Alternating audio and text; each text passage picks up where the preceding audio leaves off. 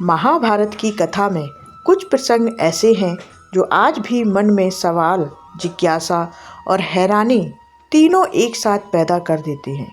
उन्हीं में से एक है द्रौपदी का 5 पांडवों की पत्नी होना।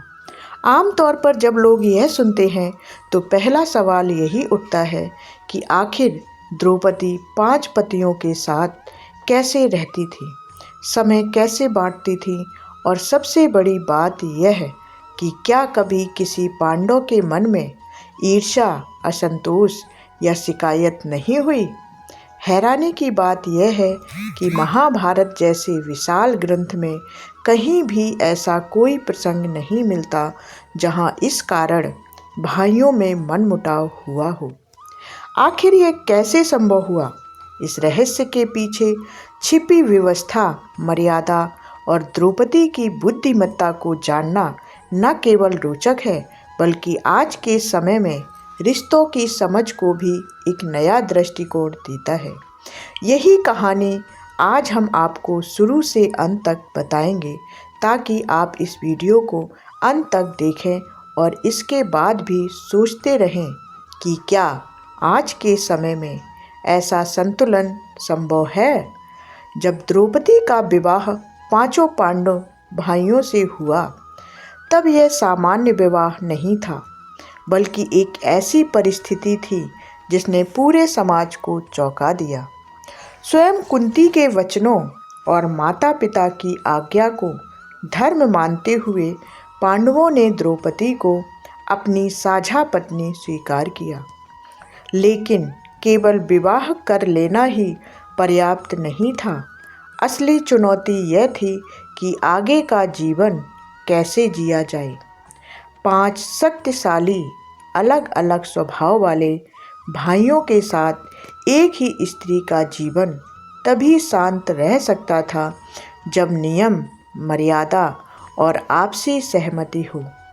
इसी कारण द्रौपदी और पांडवों के बीच एक स्पष्ट और कठोर नियम बनाया गया जिसे सभी ने सहर्ष स्वीकार किया।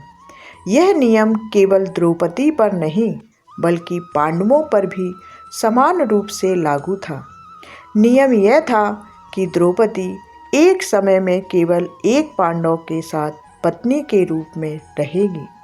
उस अवधि में बाकी 4 भाई उस निजी कक्ष में प्रवेश नहीं करेंगे और ना ही किसी प्रकार का हस्तक्षेप करेंगे। यह व्यवस्था केवल शारीरिक नहीं बल्कि मानसिक और भावनात्मक संतुलन के लिए भी थी। द्रौपदी का पूरा ध्यान उस समय उसी पांडव पर रहता था और अन्य भाई उस रिश्ते का सम्मान करते थे। इस नियम का उल्लंघन करना धर्म के विरुद्ध माना गया और उसके लिए दंड भी तय था। यही कारण है कि इस नियम को वर्षों तक पूरी निष्ठा से निभाया गया। महाभारत के विभिन्न संस्करणों में द्रौपदी द्वारा समाज समय विभाजन को लेकर अलग अलग विवरण मिलते हैं। कुछ व्याख्याओं के अनुसार द्रौपदी प्रत्येक पांडवों के साथ 2 महीने और 12 दिन यानी कुल 72 दिन रहती थी। इस प्रकार 5 पांडवों के साथ उनका कुल समय 360 दिनों का एक चक्र पूरा करता था। यह व्यवस्था इतनी सुव्यवस्थित थी कि किसी को यह महसूस ही नहीं होता था कि किसी के साथ अन्याय हो रहा है। वहीं कुछ दक्षिण भारतीय परंपराओं और कथाओं में कहा गया है कि द्रौपदी प्रत्येक पांडव के साथ एक वर्ष तक रहती थी। भले ही अवधि में मतभेद हो लेकिन सभी मान्यताओं में एक बात समान है कि यह समय चक्र पहले से तय था और सभी को स्वीकार्य था। जब द्रौपदी किसी एक पांडव के साथ पत्नी के रूप में रहती थी तब अन्य पांडवों के प्रति उनका व्यवहार अत्यंत मर्यादित और सम्मानपूर्ण होता था। वह ना तो उन पर कोई अधिकार जताती थी और ना ही उनके निजी जीवन में हस्तक्षेप करती थी। उनका व्यवहार स्नेहपूर्ण जरूर था लेकिन उसमें कोई ऐसा भाव नहीं होता था जो किसी को असहज करे। यही कारण था कि कभी किसी पांडव के मन में ईर्ष्या या असंतोष नहीं पनपा। द्रौपदी स्वयं अत्यंत बुद्धिमान और विवेकशील थी। वह जानती थी कि संतुलन बनाए रखना ही इस असामान्य रिश्ते की सबसे बड़ी कुंजी है। इस नियम की गंभीरता का अंदाजा उस घटना से लगाया जा सकता है जब अर्जुन ने अनजाने में इसका उल्लंघन किया। एक दिन अर्जुन को अपने धनुष, गांडीव और तीरों की तत्काल आवश्यकता पड़ी, जो युधिष्ठिर के कक्ष में रखे थे। उसी समय युधिष्ठिर और द्रौपदी अपने निजी कक्ष में थे। अर्जुन को यह भली भांति पता था कि नियम के अनुसार उन्हें अंदर प्रवेश नहीं करना चाहिए, लेकिन परिस्थिति की गंभीरता ऐसी थी कि उन्होंने नियम तोड़ने का निर्णय लिया। उन्होंने कक्ष में प्रवेश कर हथियार उठाए, लेकिन इसके तुरंत बाद अपनी गलती स्वीकार की। नियम के अनुसार इस उल्लंघन का दंड आत्मनिर्वासन था। युधिष्ठिर चाहे तो अपने छोटे भाई को क्षमा कर सकते थे, लेकिन अर्जुन ने स्वयं इस दंड को स्वीकार किया। उन्होंने यह सिद्ध किया कि पांडवों के लिए धर्म और मर्यादा व्यक्तिगत सुख से ऊपर थे। अर्जुन 12 वर्षों के वनवास पर चले गए। इस दौरान उन्होंने अनेक स्थानों की यात्रा, दिव्यास्त्रों का अभ्यास किया, तपस्या कर शिव से पाशुपतास्त्र प्राप्त किया और इसी वनवास के समय उलूपी, चित्रांगदा और सुभद्रा से विवाह भी किया। यह घटना बताती है कि पांडवों के बीच बनाए गए नियम केवल औपचारिक नहीं थे, बल्कि उन्हें जीवन का आधार माना जाता था। द्रौपदी का चरित्र केवल एक पत्नी तक सीमित नहीं था। वह पांडवों की सलाहकार, प्रेरणा स्रोत और संकट में मार्गदर्शक भी थी। जब पांडव किसी कठिन परिस्थिति में होते थे तो द्रौपदी सभी को समान भाव से समझाती थी। वनवास के समय उन्होंने किसी एक पांडव का पक्ष नहीं लिया, बल्कि सभी के दुख को अपना दुख माना। उनका यही संतुलित व्यवहार पांडवों को एक सूत्र में बांधे रखता था। महाभारत में यह भी उल्लेख मिलता है कि द्रौपदी के 5 पांडव भाइयों से 5 पुत्र हुए, जिन्हें उप पांडव कहा जाता है। युधिष्ठिर से प्रतिबिंद्र, भीम से श्रुतसेन, अर्जुन से श्रुतकीर्ति, नकुल से श्रुतसेन और सहदेव से शतानीक उत्पन्न हुए।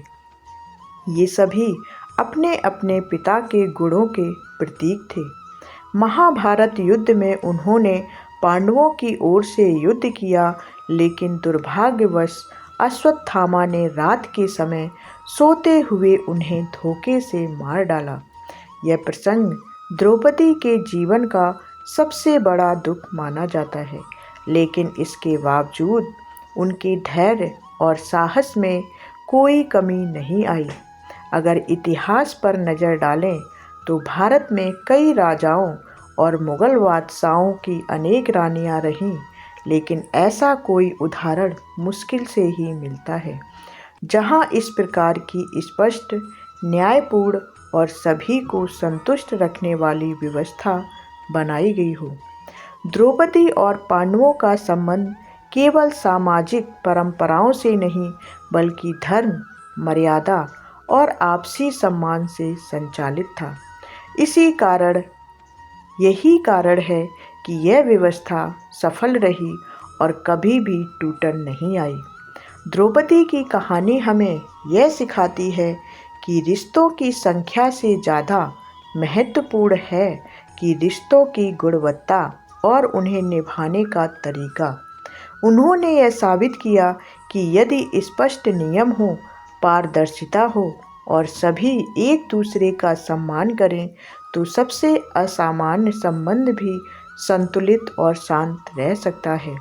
यही कारण है कि हजारों साल बाद भी द्रौपदी का यह पक्ष लोगों को आकर्षित करता है और सोचने पर मजबूर करता है। अब जरा सोचिए, क्या आज के समय में इतने धैर्य, समझ और मर्यादा के साथ रिश्ते निभाए जा सकते हैं?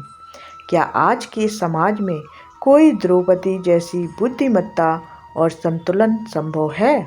यही सवाल इस कथा को आज भी जीवंत बनाता है।